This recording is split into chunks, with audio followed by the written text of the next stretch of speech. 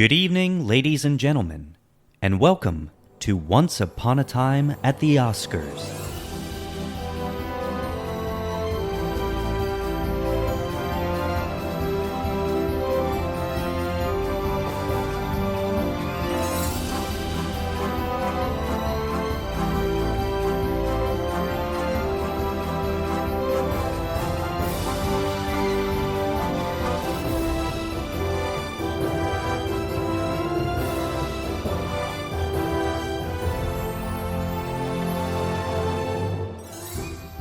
Hello everyone, and welcome to Once Upon a Time at the Oscars, the show that takes you through every Best Picture nominee from 1927 to today. I'm your host, Kyle. And I am your co-host, Ryan. And today, we start at 1927. I noticed you said both those things, and it's funny. We can flip it and talk about 1927 today. Because we're doing our first entry of 1927. I am so excited to be returning to this year once again. It feels like, I don't know, just retouching such a pivotal point in my life.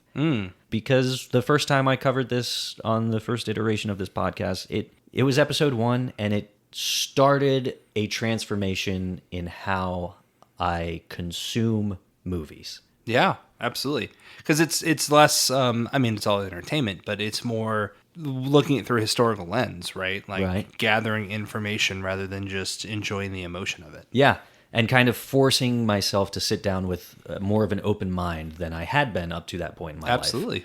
So it's almost like a weird anniversary that doesn't fall on a date, but rather an event. Happy anniversary, brother. Thanks, man. I appreciate it. I'm so happy for you. It was interesting for me because, I haven't really used any kind of streaming service like Tubi before. I think Tubi's always kind of been heralded as like, if you want to watch Anaconda, download Tubi. And it has a lot of movies like that. So when you told me that, it was, the first time I had actually downloaded it and actually watched something on there. So it was interesting for that. It's also just really interesting to kind of go back and watch a movie this aged, right? Like, sure. Just 1927 is what we're talking about today for this one. And I mean, the crazy thing is, like, you can feel it, but you also can't. Like, the way that it's shot and some of the scenes, and especially like the acting, it just doesn't feel that old. Yeah. Right? It feels kind of like, and time gets away from me so easily, but you can kind of be like, this is pretty good for the 50s. And you're like, oh, it's 27. Right. Yeah. And it's always funny to me. Certain movies that we'll be covering for the show have been restored and they're brought up to 4K resolution and things. Yeah. So what you're watching isn't really how it was presented back then, but it makes it that much harder to be like, oh, this is almost 100 years old. We'll definitely cover some movies on the show where you're going to feel it. Yeah. I mean, we'll get to it here in a minute, but I certainly felt a bit of it with this one. I'm very excited. This is the first one that we're talking about. This is numerically, alphabetically, the first one of the 3 lists of what we're going to be talking about. And, I think I have a passion for all forms of film. So talkies, silent, doesn't matter. And, we talked about this. I ran into you. You texted me a couple months ago and you asked if I want to go see Wings at the Strand. And I so desperately did. But at the time that you texted me, I was at, I think, brunch with some friends. Or I was with them in the morning. I forget what we were doing. But anyways, we ended up at the Square. And I was like, oh, that's where the Strand is. And I looked at the time, I was like, oh, that's when Wings is getting out. I should see if Kyle's there. And like, lo and behold, you're just standing outside of the Strand. And we caught up for a bit. And we started talking about these movies and it being silent in our experience with them. And for me, I remember telling you, I loved The Artist. And I know The Artist isn't like a true silent film because that came out in like, 2012 or whenever it was. But I thought that it perfectly encapsulated how I like to think that I feel about silent films. And then I go and I watch, A Trip to the Moon. Loved that. I go and watch Wings. I love that. So I feel like I have like a passion for silent films and the structure of it. And for anyone who's unaware, maybe it's no one, the idea of these silent films is that it was at a time where they just could not capture the audio, right? This wasn't something they could include. So the idea was that it had an orchestral piece behind it. And that orchestral piece is meant to, much like normal scores now, fill the void, so to speak, without any kind of dialogue. So, of course, while there's dialogue on screen for some things we'll get into, there's an orchestral piece behind it that is set to, like, remind you of the mood and make sure that you feel the tone that you were supposed to feel in that moment. And I think that's where the success kind of really stems for with me, right? Mm. Can you feel the acting despite not hearing them? Is the story interesting? And does the music really take you through that journey? And those are 3 points that I really tried to look at with these 3 movies specifically. And I'm very excited to talk about Seventh Heaven with you because I think there's a really big, I'll just say, conspiracy that has recently been brought to my attention that I think would change how some people watch these movies. And I want to make sure, or at least this movie specifically. And I'd love to talk about that with people. So very much looking forward to this episode. Awesome. I'm so excited. So you dropped the title of the movie. Episode 1, we're covering Seventh Heaven, directed by Frank Borzage. The studio that produced this movie was Fox, one of the big 5 from back in the day. Mm-hmm. This was an adaptation of a Benjamin Glazer stage play, and it's starring Janet Gaynor, who I adore, and Charles Farrell, who is a tank. Did you feel that way? What do you mean? Don't you think, doesn't he just seem like a massive man? Yes. I think when I think of tank, I think of like big and beefy. He's not beefy. He's very big. Okay. Very tall, but not in a lanky way, right? It's not like he's a noodle. Sure, yeah. But he's very tall. I'm small, so tank is a broad word for me. Copy. Yeah, no, I understand now. I mean, to be honest, the way he stands is very broad. Yeah. Like his shoulders are kind of further out than you would think they would be. So yeah, I hear what you're saying. Yeah. He's a very handsome, imposing force to me. To use his words, quite a remarkable fellow. Yes, he is. Yeah. Oh, I really like that quote. I didn't love how he said it twice. I have thoughts on that. I think it's kind of the thing where you're like, I'm a really nice guy. It's like, you can't say that. Listen. Someone else has to say that. We're already fighting. I love that line. Do you mind if I get into the award nominations for this? Please do. Is that okay? Yeah, that would be remarkable. So for 1927, the awards that we saw specifically or nominations for this rather, Outstanding Picture, which was very much the title at the time, whereas now we would see, Best Picture. Mm-hmm. Best Director, they didn't care about that one. They just want to make sure everyone knew. Frank Borzage, is that correct? That is correct. Frank Borzage was nominated for Best Director, and he won.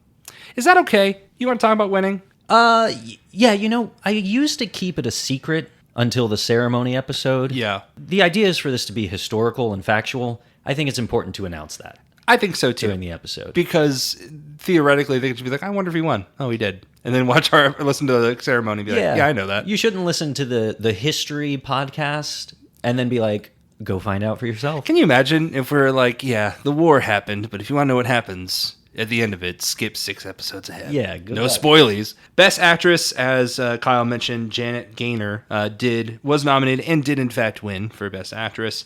Best Writing for Adapted Screenplay was Benjamin Glazer, nominated and won that one as well. And for Best Art Direction, Harry Oliver was nominated but did not win. And it was nominated for Best Outstanding Film, which I did mention, or Outstanding Picture, but did not win. So, right off the bat, the interesting thing about the nominations in general for this year, there was Outstanding Picture. However, there was also Unique and Artistic Picture. Why was that? I don't know. Oops. I think Outstanding Picture was meant to be what Best Picture is now. It's like the most impactful movie of the year, the most important and successful movie. Interesting. Outstanding and Artistic, I think, was meant to be more focused on the artistic elements of that film. I have appreciation for that because I feel like there are definitely years of the Oscars since then where I have wanted to give an award to a movie because I knew it should win, but then give an award to a movie because like it actually is the best. Right. And I think if we kept this same style of Outstanding Picture and Outstanding Achievement in Picture, I guess, we wouldn't have Green Book as a Best Picture. Right. So there's some benefit there. Yeah, I think it's interesting too because the Academy or the audience, what the Academy thinks the audience wants, this is a very personal opinion, they want to add that category for like popular film. Sure. That's kind of how I feel this first year is, where the 3 movies that were nominated for Outstanding Picture kind of lean more towards what people enjoyed the most. Whereas the the Unique and Artistic Picture, is more of the, to sound pretentious or snobby, like the... Elevated choice. Yes. Yeah. Thank you for that. And of course they did this because the 90 years they want to make sure they can get Endgame an honorary Oscar. Exactly. Yeah. I do think these 3 films that were nominated for unique and artistic picture, there's some great movies in there. But Seventh Heaven was not one of them, correct? No, it was not. Interesting. So I guess I should probably save that discussion for No, the that's ceremony great. episode. I just want to make sure I didn't miss that. And I was wondering if it did win, if it was nominated. No. The 3 there and the 3 for artistic are different from the 3 for outstanding. Isn't that refreshing when you can look at Best Picture and like Best International and not worry about any overlap in that? As someone that makes an effort to watch everything that was nominated in every category. Okay, never mind. That's true. I like the overlaps. You've benefited from that. Right. But it was always scary for me seeing like, something like Amelia Perez not win Best International and you're like, we're not out of the woods yet. Right, yeah. That's fair. Jeez. And that movie's going to be catching strays for a while. Another interesting thing about the nominations is these actors and these people nominated, they weren't held to just one performance or one entry. Janet Gaynor was nominated for Best Actress, but it wasn't just for Seventh Heaven. It was for 3 films, the other 2 being Street Angel and Sunrise, which was one of those unique and artistic nominations.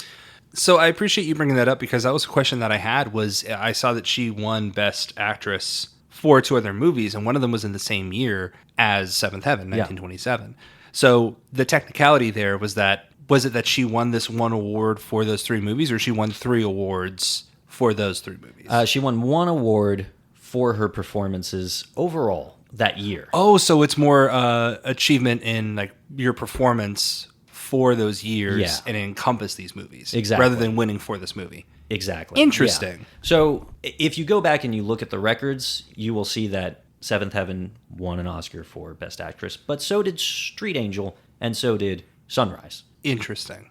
Is it because it was the same person? Or if it was different people, they still would have... It's because it's the same person. Copy. Like, I don't think she got 1 Oscar, but on paper, those 3 films won. Almost in the same Oscar. way that every year there's like a Cecil B. DeMille award, right? And it's more like your achievement. Exactly. Sure. Overall. This was just for that contained time span. That makes a lot of sense. The Academy obviously did away with this very quickly. The next Academy Awards, they don't have any of this multiple movies business, and they don't have the unique and artistic film. There is just Outstanding Picture or Best Picture or whatever they called it at the time. I like that. I think that's great. I mean, one thing that's kind of blowing my mind about this, I mean, I know it's very much the first, movie we're talking about and the first Academy Awards that existed. Can you imagine being the first Best Director, first Best Actress to win that award? Yeah. Like, that's just got to be, you couldn't tell me nothing.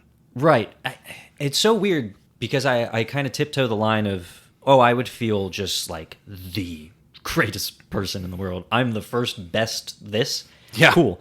But then also it being the first, I wonder if there would be a part of me that's like, the Academy doesn't have the the reputation that it does now. So is this a big deal, or is it what everyone says about the Academy? It's just a bunch of my peers patting me on the back a little bit. I'm going to choose to believe that a actor or actress of any time receiving an award that says best is going to be pretty high honor. Totally. Yeah. Totally.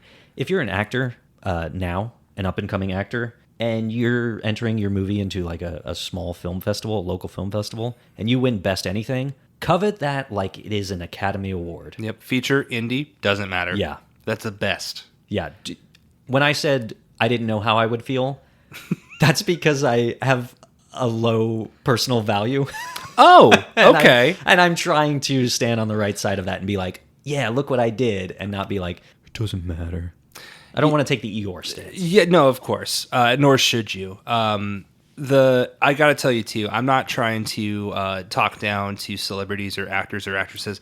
If I went to a fast food restaurant and they're like, you're the best orderer we've ever had, I would be honored. Yeah. I would be I would take that. That'd be the rest of my day.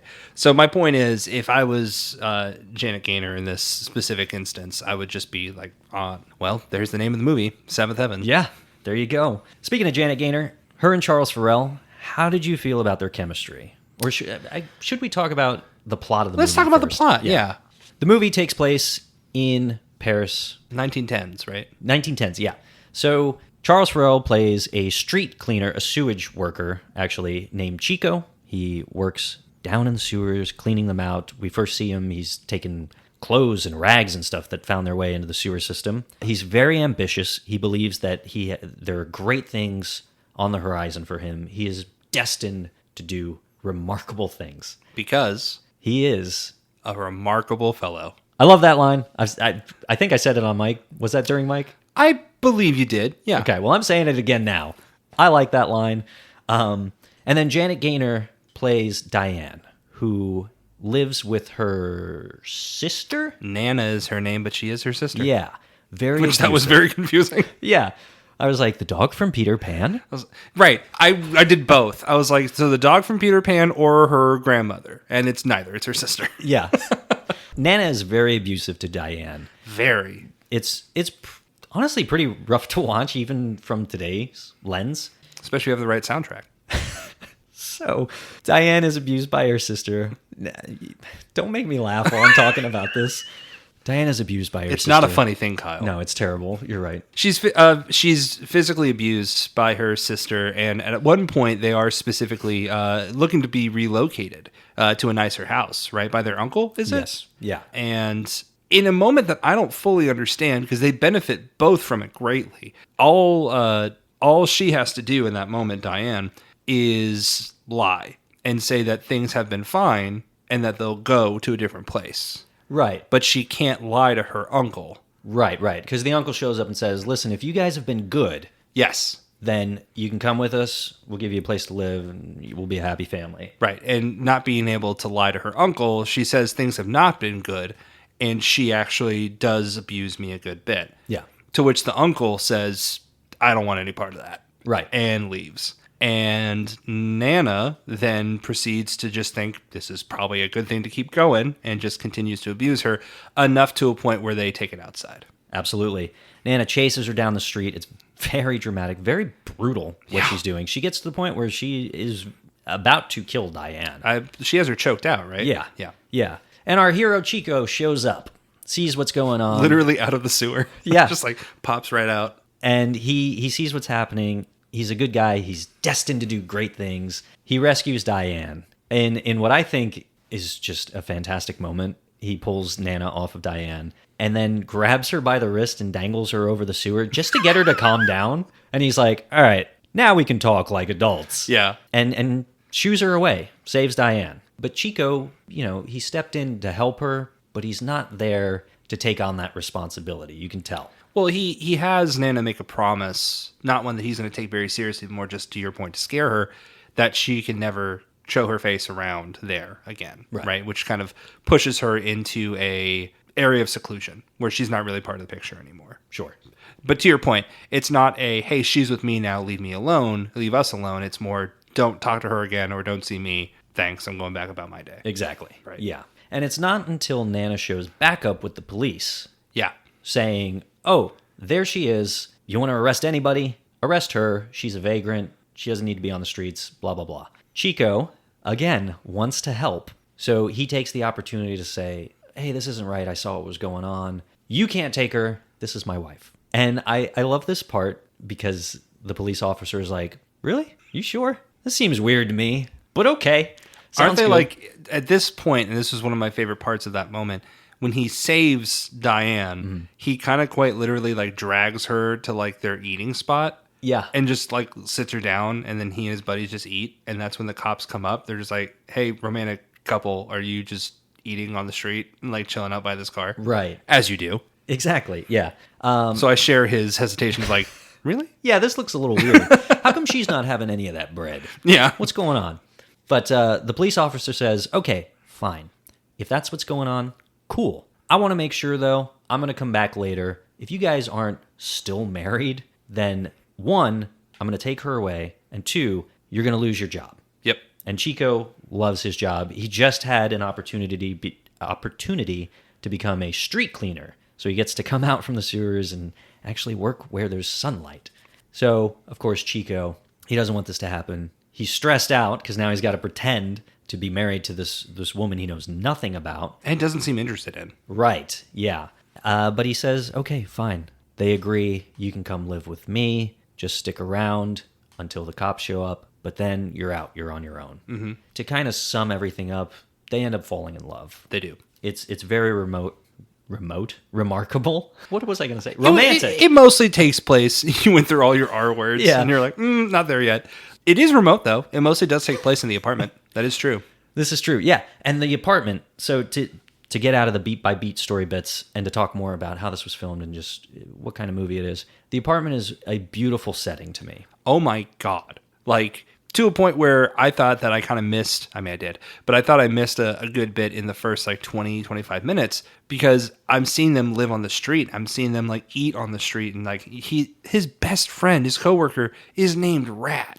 Like, I love the rat. well, I thought it was like, I was like, that's rude. And then like the next shot is him close up and like he has the teeth. And I was Yep. like, okay, never mind. I understand Rat now. Yeah. So all of that to say that when he's like, all right, come back to my place, I'm expecting like, you know, something from like Aladdin. Like, you know, I found this nice little hole in the wall. My guy has like at least a 5-bedroom. Right. Like, It's massive. it's huge. It's like when you first see Monica's apartment and Friends, and you're like, well, how? How I'm did that so relieved that you said that because everyone entering in through his window made me think of Monica's apartment and Friends. Yeah. Not that they would do that, but like it's just this large open space in the middle of the room. Right. And everyone would just walk right in. And seeing that, I was like, I mean, look, I understand it's 1927 and like, you know, not being very wealthy at the time may not have afforded you too much. This is a lot. Yeah. Like, I'd be very happy in this life. And it's overseeing the streets of Paris. Like, Exactly. It's beautiful. pretty It's great. Gorgeous. Pretty great. I love it too. Probably the best shot in the movie is when he's bringing Diane up to his apartment. Yeah. They're walking up this stairwell. Circular stairwell. Yes, thank you. The camera starts, you can see through the wall, so you're looking at the ground floor of the stairwell, and as they walk up, the camera moves up as well, probably on a crane of some sort, and it follows them all the way up, so you're seeing just how high he goes from where he works in the sewers all the way up to this gorgeous apartment overlooking the streets of Paris. And that's what leads to my personal favorite quote of the movie, where he tells Diane, I work in the sewer, but I live near the stars. So nice. How do you not fall in love with someone who speaks that type of poetry? You know? It's a very good point. I think, you know, it was... should we get into it? Should I just say it? Yeah, let's talk about it. Okay. So there's a couple of ways that you can watch this movie, audience. And the way that was introduced to me, because this is Kyle's fault, was that Kyle told me that you can watch all of them on Tubi, which is totally true. This is true. You This is a fact. absolutely can. Both. All three, Seventh Heaven, The Racket, and Wings are available on Tubi. However, I did watch Seventh Heaven on Tubi, and I texted Kyle halfway through the movie. I actually had to watch this in 2 sittings. Mm-hmm. I texted him halfway through, and I was like, yeah, man, I need like one more song added onto the Seventh Heaven soundtrack. And he was like, oh? And I just told him it's just unbearable. Like, I don't understand. Movies are supposed to be like, you know, I know it's 1927. I know it's a silent film. Movies are supposed to have, you know, like a score that really like soars with it. Especially in a silent film, you need a score that's going to like meet you at the emotions and help you feel that grand nature. And having one song that's 3 to 4 minutes long on a loop where you can literally hear the record player stop and then start again for 2 hours is miserable. And I believed that with my whole chest going into today's call or meeting, right? Mm-hmm. So it was in the end of the last episode, and I hope you can go back and listen to it, where Kyle mentions that you can also watch it on YouTube. And there's something that clicks in my head where I said, oh no. And it's dawned on me now that there are 2 different versions that are available. One on Tubi, and then the regular edition, the normal edition with the regular score, the intended score on YouTube. And that intended score is dynamic and meets the tone where it needs to be and is an amazing theme. And we listened to it off pod for like 5 minutes. And it sounds great. And I'm very eager to go back and watch Seventh Heaven with the correct score. But with that being said, it did sour my experience of my first time with Seventh Heaven to a point, and tying it back to what you were just saying, where whenever Chico was saying he was a remarkable fellow, I was like, this guy is a pick-me. This guy has to be like, I'm the nice guy. And that's not the case, and it's totally just me watching the score and being like annoyed by it. But to say what I loved about it. Oh my God, the sets. I thought that the set of him working, like in the very beginning, working in the sewer and like being able to like see the water flowing through the streets of Paris and like look up and like see the streets of Paris as well. I thought that the set design was incredible. Again, the apartment is like what you would want. The streets are great. Like, I thought that the set design was remarkable. And I wish that it got a little bit more love for that. But again, at the time, they didn't have awards for this specific thing. Well, they did. It was nominated for art direction. Oh, it was. So there was that. It Perfect. did not win, but, it was recognized at least. Okay, very good. You're correct. Art direction. Thank you so much. Didn't win. I'm not going to say should have. We'll get to that with the ceremony. Sure. But I thought that was great. And I thought that Chico became much more likable over time. I thought that Diane and Jeanette Gaynor, correct? Janet Gaynor. Janet Gaynor. I thought she was remarkable. I thought she was great. She played it so well. It really did make me buy their relationship. It didn't just feel like, we have to fall in love because that's what the story tells us to do. Right. You could see her actually like caring for him in that moment and like him being, I'm not saying this in a negative way, dumb enough to not realize he's falling in love. Yeah. Right? Yeah. Like he's kind of going through the motions but doesn't recognize that's what he's feeling. Right. And it's not really until like he realizes what she does for him and the life that she gives him. Because at first I think he feels it as like, or sees it as he's getting a service for this for being like the hero. Right. She's cooking. She's giving him haircuts and things. Which the haircut scene was interesting because he was admiring himself for a long time. He was like, this haircut rocks. He's a remarkable fellow. He's a remarkable fellow. That's true. It's a remarkable haircut. For a remarkable fellow. It was around that point where I think you can kind of see it click for him where he's like, well, I'd be a fool to pass this up. Right. I thought that was great. And I came back around on his performance, and I definitely view the movie a bit differently now, knowing that it was a soured experience of an incorrect score. So anyone who's going to watch these movies, it is available on Tubi. However, do seek it out on YouTube where you can get the original intended soundtrack. Yeah. And just to speak on my perspective of that whole You're thing, a villain. Nope. I am a villain. I had no idea that score did not exist on the Tubi version. I was just like, oh, cool. They're all why available. would you? Yeah. Why would you even think that? Because I didn't watch it on Tubi the first time I saw it. Sure. Score aside, it is incredible that they are all available on streaming at all at this point. Yeah. They were not when I did the first iteration of the show. So I'm very excited that availability and the ease of access, the accessibility rather, for these movies has improved so much. Right. But when you sent me that text, I was like, what? What are you talking about, man? You know what I love about that? Good music. Not only was that for the first year, it's the first episode that we're covering. Right. So a bit of you was probably like, did I pick the right co-host? This guy hates movies. And no, we've uncovered it. That was the problem. I am going to go back and show you the song, or let you listen to the song that did play. I'm telling you it was misery. Oh, I believe it. Because I popped on the Tubi version. That was how I intended to watch it as well. You're right. And it started playing like it was one of those pianos in an old saloon that just plays by itself. Think about going into a saloon in 1917, okay, audience?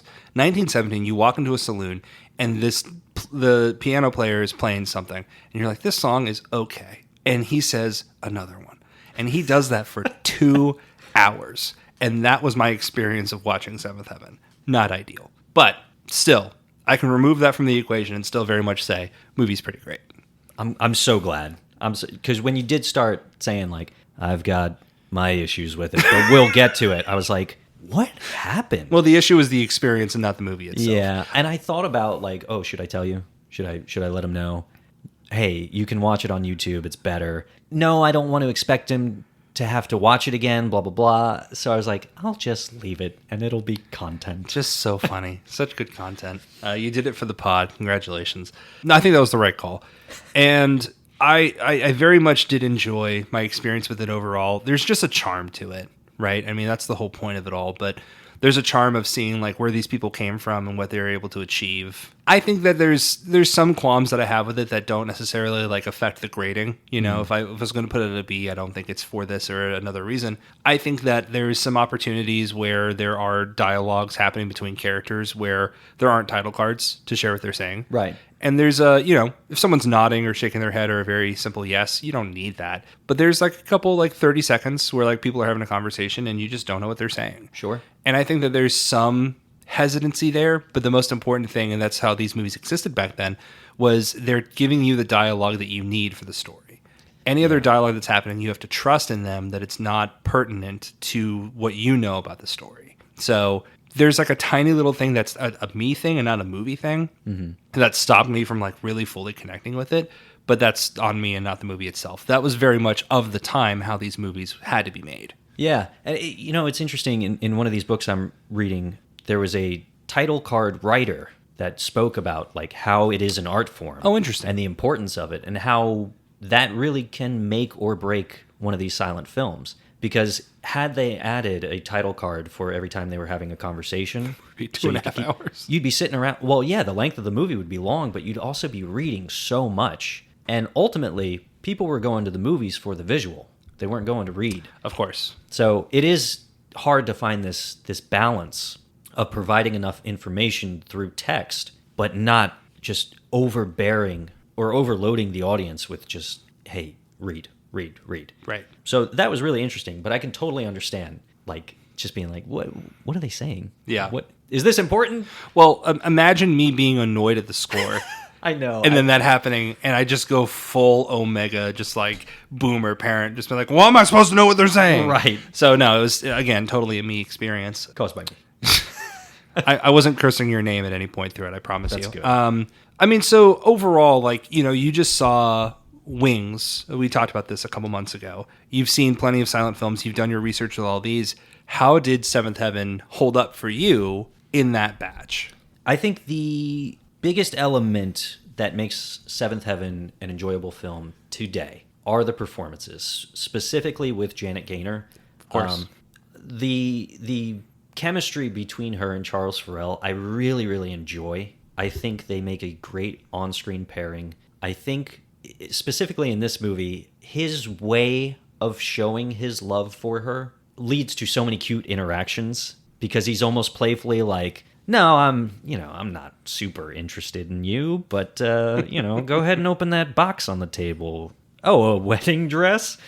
How'd that get there? That kind of thing. Yeah. And her reaction to all of that and just the physicality behind her acting and just her appearance, her eyes are gorgeous and they are able to contain so much emotion. She's the highlight of this movie without a doubt. Right. I think because of her and their chemistry, it allows this movie to hold up as something that can be enjoyed today. This is the type of movie that I would put on in the background. Well, I can't say background because silent movie you kind of have to sit down and watch. A little bit. Well, the score is really good. Right. Yeah, if you're listening to it. I'm told. But, something that I would sit down at night, wrap myself up in a blanket and just be like, I'm going to fall asleep. I'm going to watch this and just enjoy the cute moments of their relationship. For sure. I enjoy this quite a bit. I think it holds up. Well, it's, it has the expected push and pull of she's very much, I'm committed. I'm ready to win it. And he's more hesitant, right? He's more, this was an arrangement. Like, there's a scene where she's cooking for him. And he said, like, typical, the way through a man's heart is through his stomach. I know what you're doing. Yeah. Once the police come, you're out of here. And you start seeing him kind of like ease up on it a little bit because she's very much like, the idea of getting married, having this dress, like being here with you. Your apartment's amazing, which it is.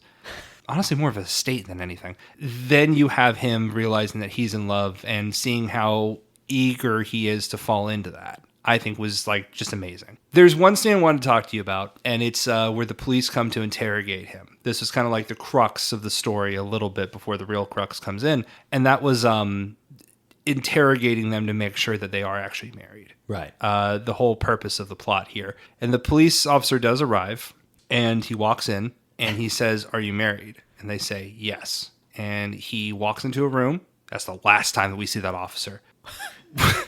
Was there documentation?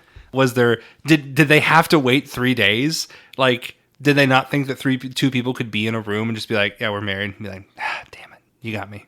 Sorry." Well, he does ask them to kiss. Oh, he does, doesn't he? He says, "Oh, hey, aren't you going to kiss your wife?" Oh, and yeah. They're like, "Ooh, that's icky." But it's smooch. Yeah. And then Janet Gaynor like blushes or the equivalent of that Yeah. when there's no color. Well, you could see the different color on her cheek. Yeah, And that's why she's incredible. It's so good. physical acting. So good. But him walking in, just be like, "Are you still married?" Just be like, "Okay." I love Thanks, it buddy." too. The first thing he says when he walks in, he opens the door, he walks in, and he says, "I am a police detective." He does. That's true. So good. I got a big laugh out of that because he does hold his finger up too, just like it does feel a little bit like 5 seconds before the camera started rolling. They're like, "Hey, you're a police detective." He's like, "I am a police detective." Right, yeah. You got to reassure. See, if Chico can say I'm a remarkable fellow, Then this guy absolutely can't. Yeah. when I was taking notes, I told you I went to sit down and write notes. I got to this part and I wrote the equivalent of like LOL, I am a police detective. I pulled out my notes from the original run of the show. Oh, no. I wrote the same thing. I really like that moment, I guess. It's great. No, it is a true great moment. I do remember laughing really hard at that. I'm glad he said it though, because he's not wearing like the typical police detective outfit. Yeah, So he kind of needs to say that. right. I feel like you either need the attire, like you need the clothing department to help you out with that, or you need a screenwriter to tell you what to say to sound like a police detective. He was like, "I'll meet you in the middle. I'll just say what a police detective would, which is that I am a police detective." Which is good. I hope they all announce when they enter a home. But Maybe not after the door open. Maybe when the door's closed and you're letting know who's on the other side. But fair play. to be fair, he is the only person who enters. Well, that's not true. I guess Father Vermilion was it at the end. Comes through the door, but otherwise everyone else just comes through the window. Yeah, it's very Clarissa explains it all. It's such a great show. Yeah. I love that show. We all need more windows that you can crawl in and out of. Inspired by this movie, actually. Was it really? No. Well, the ladder of it all. Yeah, which you would use to climb up to a window. Of course. So, tons of cute moments, all leading up to that moment with the police detective.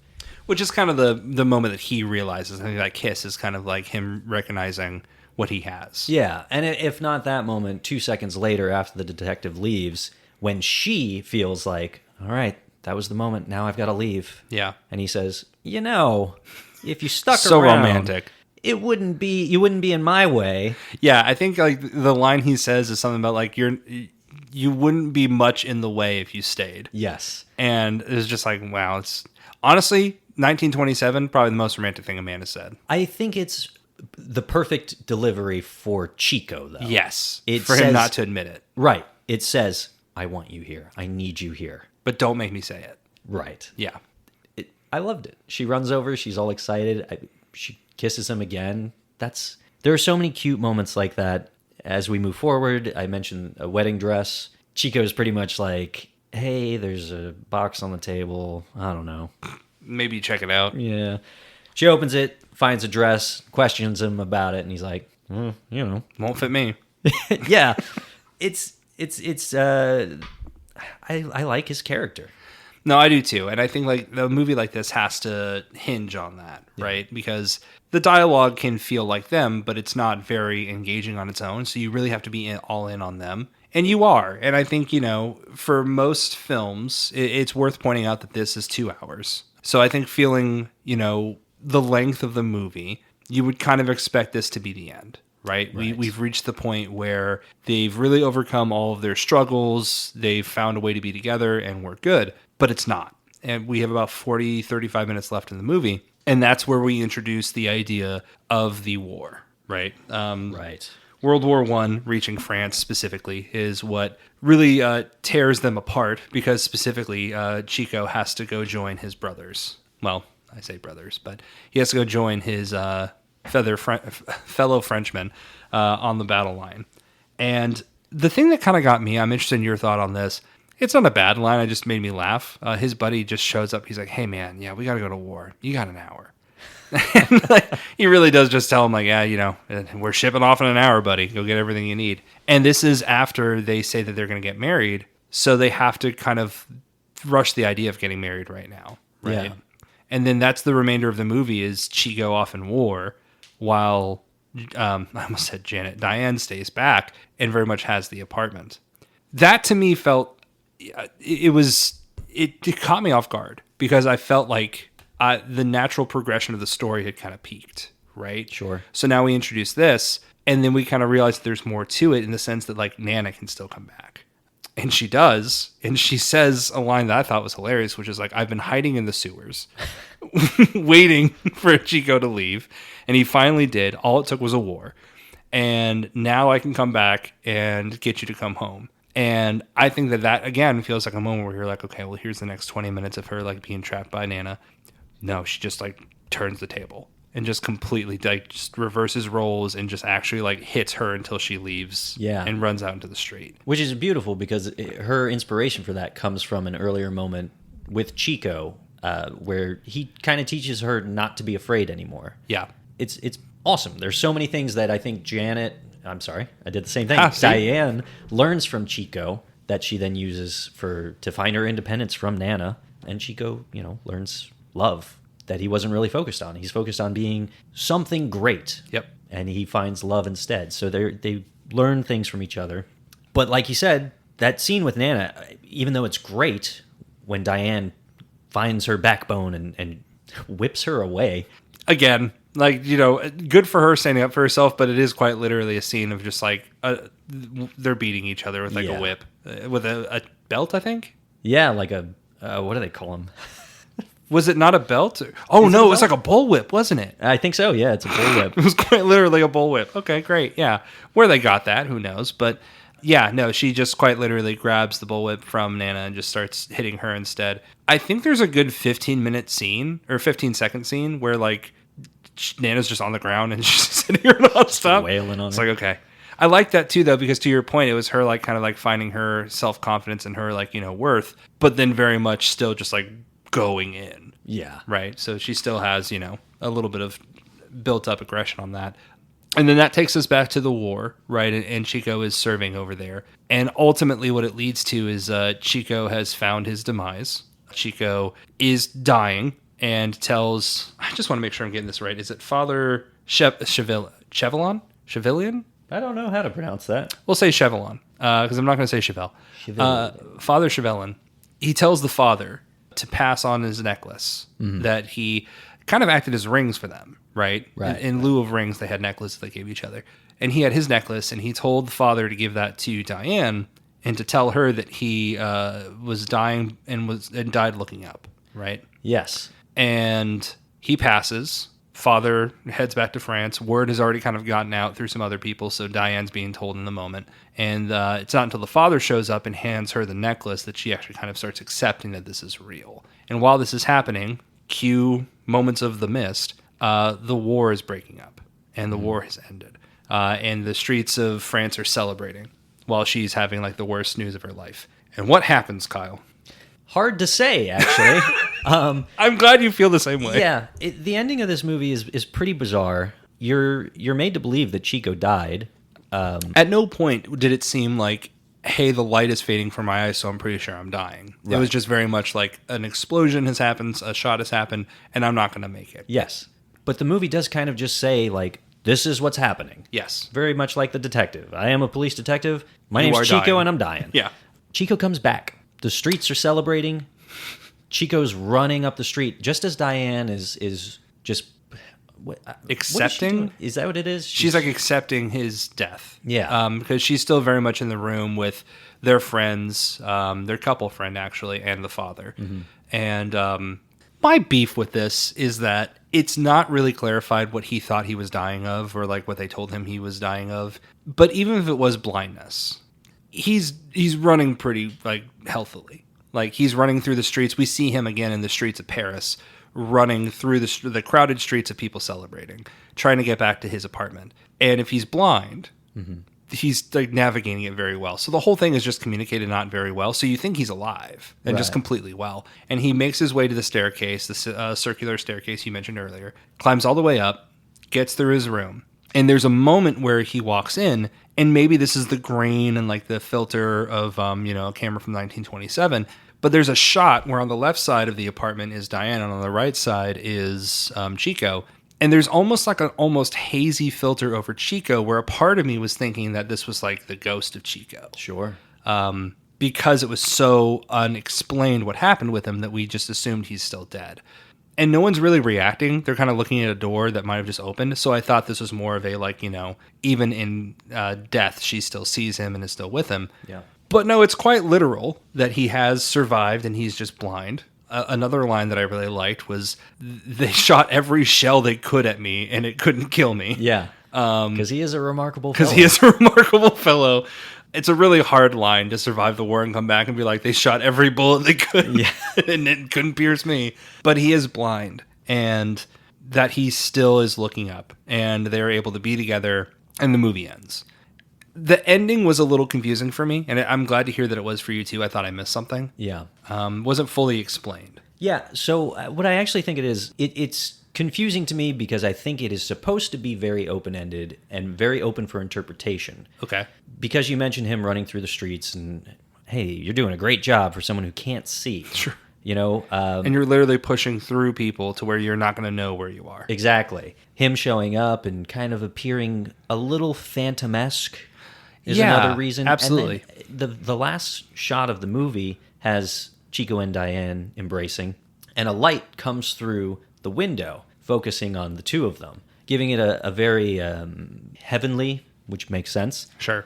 feel to it. So much of that is like implied little clues of maybe this isn't really happening. Maybe this is Diane's interpretation or hallucination of what she hopes happens.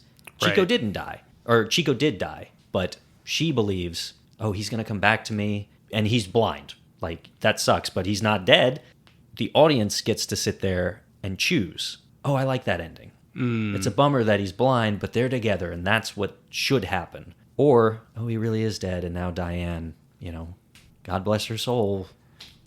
See, and I get that, and I think that there's some complications that I have. I always look for other characters, right? Sure. Because of course she's going to see Chico. Is the father going to see Chico? Is their couple friend going to see Chico? And when they do, and they are in the room and they're looking at the door and everything that is opened, that to me now has this is happening to all of us and not just me. Right. If it were a separate shot of Diane grieving after everyone has left and that happens, I think that's the perfect ending of what you're saying. Of is she imagining this? Is it really happening? Who's to say? But we're in the moment with them, so it doesn't really matter. It's the inception, right? It doesn't matter what's happening. It matters what they're doing and how they feel. Having them witness it, to me, that complicates both endings a bit. Sure. But the way that I ended up choosing to see it was that they had to make it a very happy ending. So it is, I pay the price, I am blind, but I am able to be with you and I am alive. And that's ultimately, God shines down on them through that light and they are basking in his light together. Yeah. That's the way I took it. Sure. I can't say for sure. I think Frank Borzage wants it to be interpreted that way. Sure. A lot of his films are very super romantic, almost to the what you would call now like the cheesy level. Goes too far. Yeah. That being said, I don't know if you read what more recent film was inspired by the ending of Seventh Heaven. Was it Just Like Heaven? It was not. It was actually La La Land.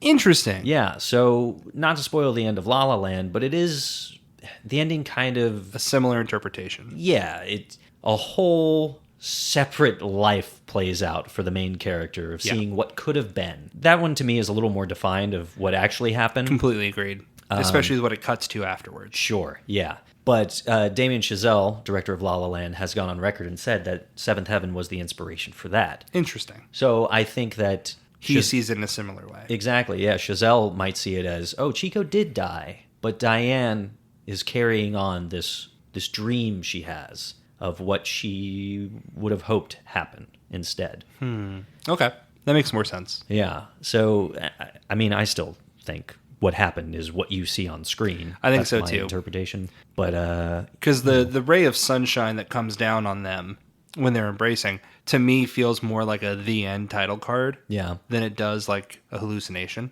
It just feels very much like of course they did. Like they lived happily ever after. Why wouldn't they? So I think it's also intentional in that sense. You could look at it a different way, but I think it's intended to be the true ending. Yeah, I think so too. The light coming down as well, and the movie being called Seventh Heaven, something we didn't talk about at all is the religious undertone throughout the entire movie. Sure. Chico is a devout atheist. Yeah. Literally denies getting married in a church because he doesn't believe it. Yeah, yeah. This is something that the first time I watched it, I felt like, oh, wow, look at what they're talking about in the 20s. now I have a better understanding that, religious beliefs weren't as solidified in the past as I think they were. Sure. But I do think it's interesting in this movie that as Chico and Diane spend more time together, Chico's own religious beliefs start to shift a little bit as their relationship grows. Yeah. And I think that light shining down at the end, Chico has a few words about the bon Dieu, God, while they're embracing towards the end, that kind of show, I do think I believe, and that beam of light hitting them on their apartment close to the stars, I think kind of emphasizes that shift in his beliefs. Yeah, I mean, interestingly, I wonder if that is maybe the reveal there of like, he has now turned his beliefs because of his experience with Diane to a point where that's what saved him. Like, yeah, we're bringing you back, so we got to take something from you, your vision, which is interesting. It doesn't fully like complete the puzzle for me, but Right. That is an interesting idea. I think that it's something, obviously I've not seen the stage play, probably something that is a little more prominent in the stage play. Right. That they explored the best of their abilities in a silent film from the 20s. Right. That whole element doesn't have a huge impact on me and my viewing experience. Really, I'm most interested in the cutesy relationship that they have. Right, which is definitely the appeal, and I think what works best about it. I did really appreciate that shot you talked about of scaling up the stairs, things that felt very impressive because, we'll get to it, but this is a year where other nominees that are nominated for Best Picture have very remarkable moments in film, at least in the way that it's shot. So the ones we're talking about to this day. So very interesting to see, a movie that tries to do the same thing. Not the same thing, but does something similar. Yeah. In achievement. So, no, I mean, great. Honestly, I enjoyed my time with it overall, now knowing what I know. Please watch it on YouTube, everyone. Please. Or if you can find it on physical, fantastic. I don't believe that you can. I don't believe there's like Criterion or anything of this at this point. What there is impossible to get. In 2008, there was a box set of Murnau, Borzage, and Fox, kind of like a documentary about their works in general, and then it had a few different movies, including this. Interesting. That was released by 20th Century Fox Home Entertainment. I looked for that. It's so hard to get, and it's so expensive if you find it anywhere. It's like $800. Is that DVD or Blu-ray? DVD. So this is one of those things where we talked last week about the purpose of the Academy, and we talk about film preservation and conservation, thank you, of these movies. Yes, it's available on Tubi now, which is great, but it's always surprising to me that the Academy doesn't make them more widely available and work with 20th Century Fox to put out like an Academy version of the film or something. I mean, I think it ironically, that's kind of what Criterion is, right? Sure. Like Criterion is very much standing for that second best picture category that they had at the Academy Awards, in that, yeah, this wasn't, the most popular thing in the world, but look what it did for cinema. So I wish they had something like that. Honestly, at the very least, I wish they had a channel, like a Criterion channel-esque, to where they could have, they already do it at their museums. They have like introspectives and like, we're doing Trauma Week and we're doing like, Romance Week. Put all that on there. Like, put it to where people can pay a certain amount every month or yearly and watch all of that. And then you really are speaking to the preservation and conservation of film and not just we celebrate it every year. Yeah. We should celebrate it every day. So I'd love to see more of that. I'm a big physical media guy, so I'd love to physically own it. But at the very least, put it out somewhere to where we can view the true version. You can tell I'm salty. The true version of a film. That would be fantastic. Yeah. But again, you wouldn't even think that like fake versions of the score would exist. So, or alternate versions, I should say. I still don't know where that came from. I don't know So why weird. that is on Tubi in that way. Tubi and I are going to throw down, but I have to use them for a little while longer. So we'll wait until that doesn't happen. I'm definitely going to check each movie first and let you know if the score is... Look, if what it works, should I be. don't really think I care too much, but it just absolutely did not work for Seventh Heaven. Yeah, that's rough. The parts that have to hit kind of need that music to I hit. completely agree, to a point where like literally Chico's death scene when war is happening. There are literal explosions happening and I'm just hearing the entertainer. And I'm like, this is not good. I need to be like in the moment and feel that like, sorrow and terror and like, uncertainty. Right. And not just the same feeling I've been feeling for the past hour and a half. So, again, my own problem, not a problem of the movie. So don't take it out on it. But overall, very much enjoyed my time with Seventh Heaven. Yeah. I'm glad. I really am glad. I used to do ratings out of 5 stars with half-star intervals. Interesting. What would you put Seventh Heaven at? It's tough. I wish I would have prepared this. I mean, I don't think that there's any reason to give this below 4. I think that it's extremely respectable. It's extremely well done.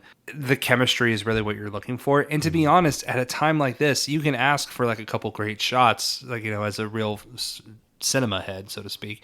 But the main thing you're looking for is that connection. Yeah. And I think that had I watched this with the correct score, I do think that I would have maybe a little bit higher, like a 4.5. But to your point, you really cannot like turn down that Diane and Chico chemistry. It's just extremely well done. So good. They play off each other so well. So yeah, I'd say 4. That's awesome. For someone that watched it with the wrong score and was like bitter the whole time, I always give this a 3.5. Oh, so it's interesting okay. that you go higher. I think that the third act of this movie, Chico going off to war, it kind of loses my interest. I love what's going on with Diane and how she, stands up against Nana. But everything that happens on the front with Chico, there's a scene with the gentleman and his taxi, Eloise. Yeah. It's funny, but none of that. It's like I was talking about, all of the war and the action that's so prevalent in movies from this era. It's very hard for that to hold up to a modern lens in a way that I think the romance and the chemistry between characters. It's timeless. Exactly. So I kind of lose interest towards the back half of this movie. That's fair. And to be honest, maybe I'm just on a redemption tour of talking garbage on this movie. So 3.5 sounds like something I can meet in the middle on completely. Sure. And maybe with the original score, I would still have some of the complications that I have with it now.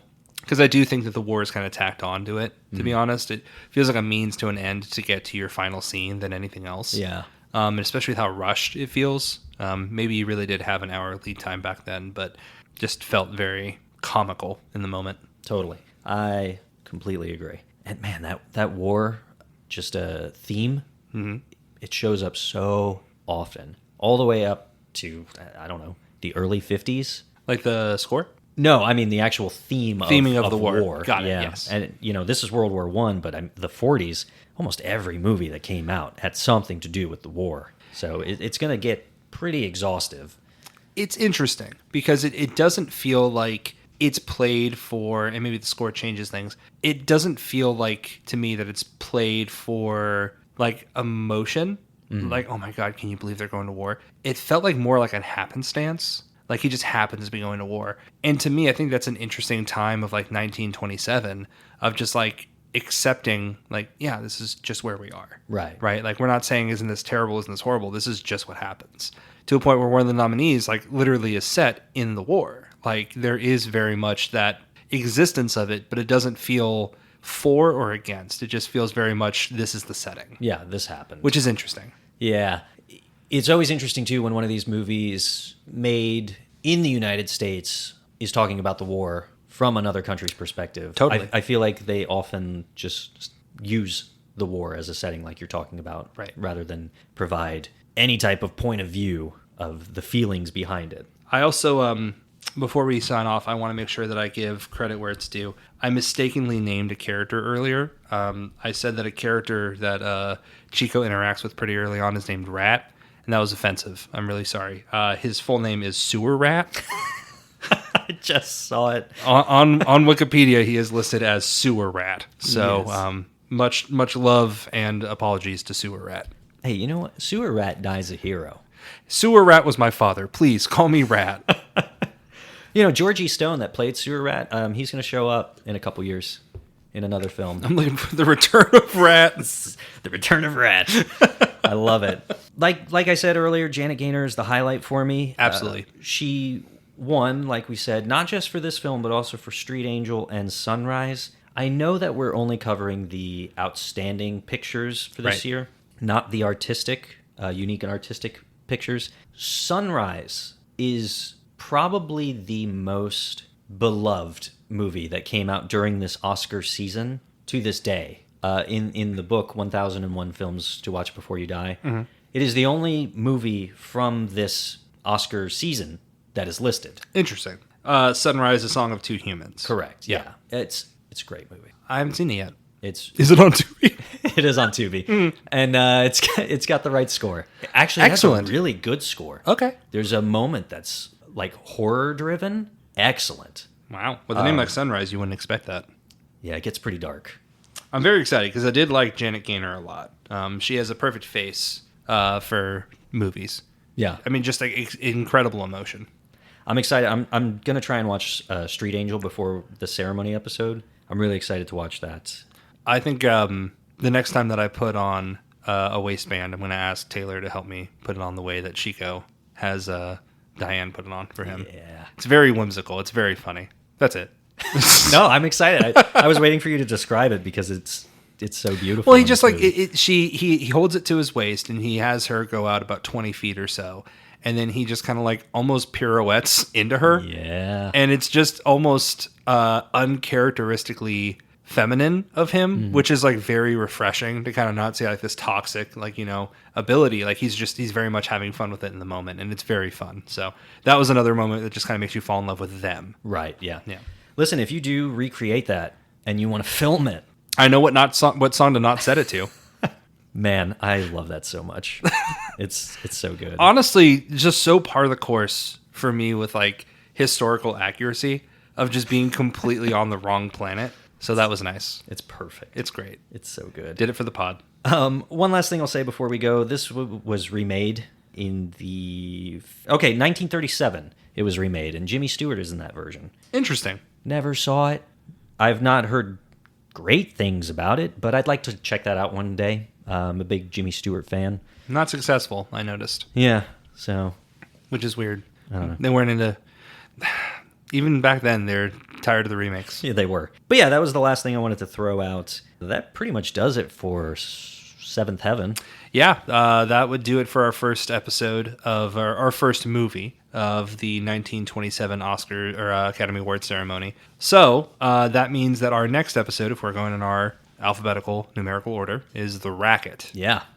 You've not seen this one yet? I have not seen this one yet, but I have very gleefully noticed that it is an hour and 22 minutes. Always nice. And it is on Tubi. So I'm interested. I'm going to catch it, I think, later on today. And then I'm very much excited to finish things off with Wings. Cool. And then we'll be all set. Yeah. So next Wednesday and next episode, if you're not following along, is going to be The Racket. Like you said, that's a Lewis Milestone movie. You said it was on Tubi, right? It is, as well as Wings. Okay, cool. So I'm excited for that. That was really hard to find like 3 years ago. Oh. So I'm so excited it's on Tubi. But also, see me in my office. Right, yeah. If you have any comments or feelings about Seventh Heaven or any of the movies nominated for this year of the Academy Awards, shoot us an email over at outaaopodcast@gmail.com. Follow us on social media. All of the links will be in the show notes. And check out the Patreon, patreon.com/OUTAOpodcast. Is there anything else you wanted to add? I did double check the Instagram handle, and you're not going to believe this. It is Once Upon a Time at the Oscars. Wow. I can't believe I got that. Yeah, I know. I thought it would be hot ticket commodity. Yeah. Yeah. Perfect. So yeah, check us out there, TikTok, YouTube. But that's going to do it. Thank you all so much for listening. As always, I am your host, Kyle. I'm Ryan. And we'll see you at the movies.